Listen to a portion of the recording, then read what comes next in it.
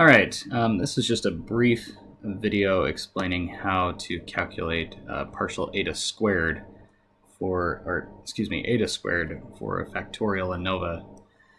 So this is a measure of effect size, and these are becoming increasingly important in the reporting of results to not only give a feel for what is statistically significant, but to what the size of an effect is. So maybe an effect is statistically significant, but and it meets some threshold, but the question still follows, well, how big of an effect is it in fact? So eta squared is what's called it's part of the R family of effect size measures. It's more similar, I guess, to regression and correlation. And as far as its interpretation, it's similar to the interpretation of R squared. There are other measures that are more focused on means, and such as Cohen's d. But the calculation for eta squared is quite easy to do, and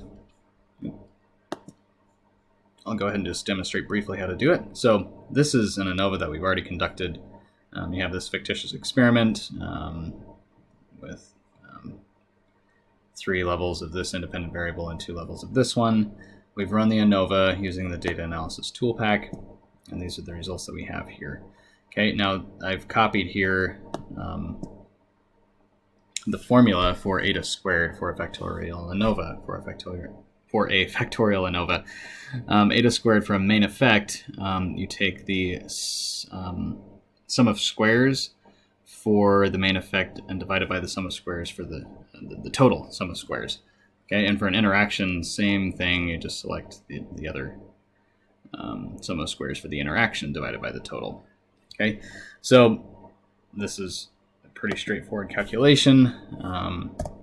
You have this in your output here. So if we wanted to know the main effect of age, which is sample, just take this and then divide it by the total.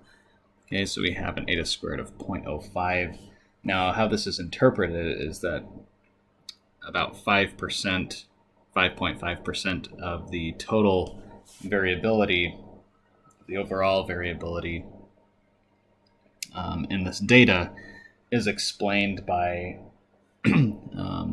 age, differences due to age. And here is the main effect of difficulty, so that's columns in this case, divided by the total. Now this one, you can see it's a much larger effect size.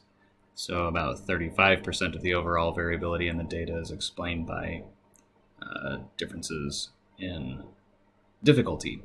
Okay, and then finally, for an interaction, sum of squares divided by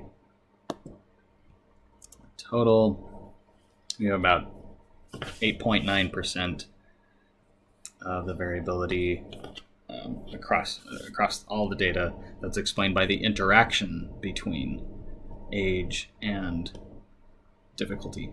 Okay, so that's how you calculate eta squared, and how you interpret it.